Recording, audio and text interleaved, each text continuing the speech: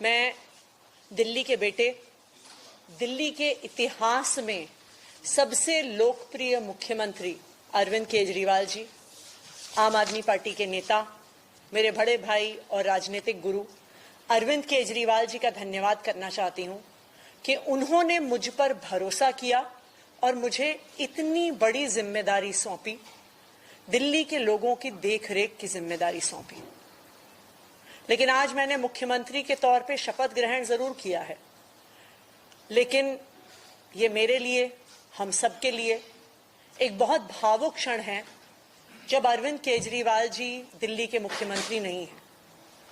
अरविंद केजरीवाल जी वो व्यक्ति हैं जिन्होंने पिछले 10 सालों में दिल्ली की तस्वीर को बदल डाला, जिन्होंने पिछले 10 सालों में दिल्ली की आम लोगों की जिंदगी को बदल डाला। अरविंद केजरीवाल जी वो व्यक्ति हैं जिन्होंने दिल्ली में रहने वाले एक आम इंसान का, एक गरीब इंसान का दर्द समझा, उनके रोज रोज का संघर्ष समझा। उन्होंने समझा कि एक आम परिवार के लिए किस तरह से अपना घर चलाना मुश्किल होता है। अरविंद केजरीवाल जी वो व्यक्ति हैं जिन्होंने दिल्ली वालों को फ्री बिजली दी, 24 घंटे बिजली दी। अरविंद केजरीवाल जी वो व्यक्ति हैं जिन्होंने दिल्ली के सरकारी स्कूलों में पढ़ने वाले बच्चों का भविष्य बदल डाला, उनको जिंदगी में एक नया अवसर, आगे बढ़ने का अवसर दिया। अरविंद केजरीवाल जी वो व्यक्ति हैं जिन्होंने दिल्ली की महिलाओं को शिक्षा में, रोजगार में आगे बढ़ने का मौका दिया, फ्री बस यात्रा देके। अरविंद केजरीवाल जी वो व्यक्ति हैं जिनकी वजह से आज दिल्ली के लोगों को अपने परिवार के सदस्य का इलाज करवाने के लिए अपने गहने नहीं गिरवी रखने पड़ते, अपने घर नहीं गिरवी रखने पड़ते, क्योंकि सरकारी अस्पतालों में अच्छा इलाज होता है। तो जब अरविंद केजरीवाल जी दिल्ली के मुख्यमंत्री नहीं रहते तो ये हम सब के लिए एक बहुत मुश्किल और एक भावुक घड़ी। आज क्यों अरविंद केजरीवाल जी दिल्ली के मुख्यमंत्री नहीं है? क्योंकि भारतीय जनता पार्टी की केंद्र सरकार ने अरविंद केजरीवाल जी के खिलाफ षड्यंत्र रचा, उन पर झूठे मुकदमे लगाए, उनको इन झूठे फर्जी मुकदमों में गिरफ्तार किया, उनको 6 महीने से ज्यादा जेल में रखा, उनको तोड़ने की, उनको दबाने की हर संभव कोशिश करी।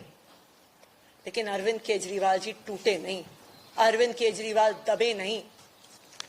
अरविंद केजरीवाल जी को सुप्रीम कोर्ट ने जमानत दी, एक ऐसे कानून में जमानत दी जिसमें पीएमएलए में जमानत मिलना लगभग असंभव होता है, और सुप्रीम कोर्ट ने ना सिर्फ उन्हें बेल दी, बल्कि बेल देते हुए केंद्र सरकार के मुंह पे तमाचा मारा और कहा कि अरविंद केजरीवाल जी की गिरफ्तारी एक दुर्भावना के तहत हुई थी।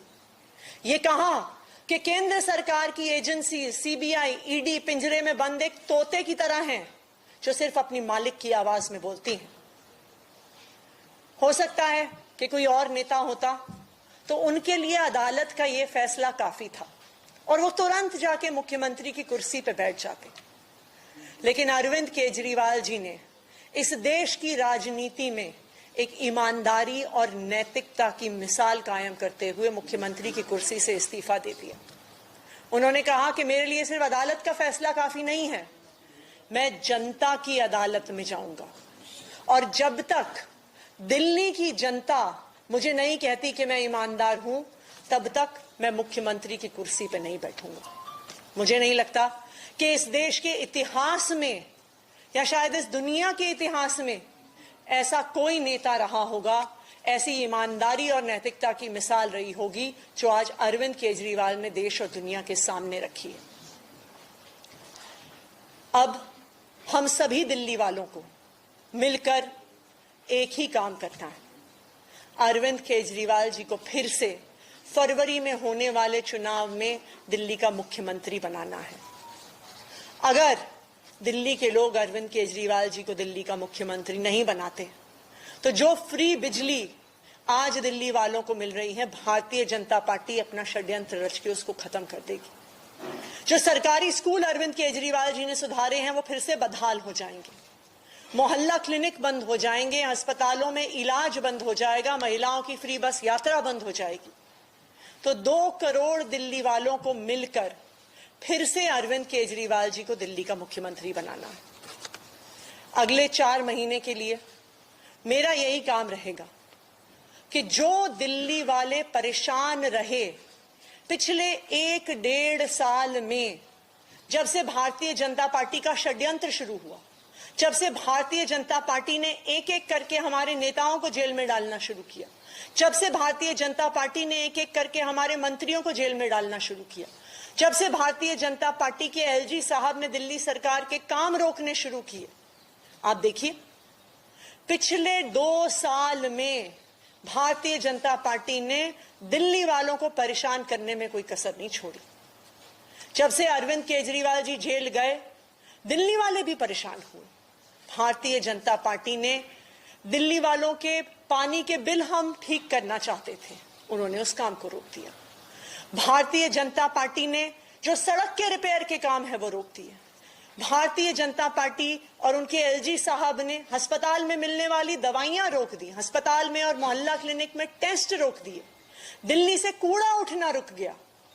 लेकिन मैं आज आपको आश्वासन दे रही हूं कि अब अरविंद केजरीवाल जी जेल से बाहर आ गए हैं और उनके मार्गदर्शन में दिल्ली में कूड़ा भी उठेगा, सड़कें भी ठीक होंगी, पानी के बिल भी ठीक होंगे, दिल्ली में जो सीवर की समस्या है वो भी ठीक होगी, जो दवाइयां नहीं मिल रही हैं उसको भी हम ठीक करेंगे। मैं दिल्ली वालों को यह आश्वासन देना चाहती हूं कि अब अरविंद केजरीवाल जी जेल से बाहर हैं, भारतीय जनता पार्टी का कोई भी षड्यंत्र हम सफल नहीं होने देंगे।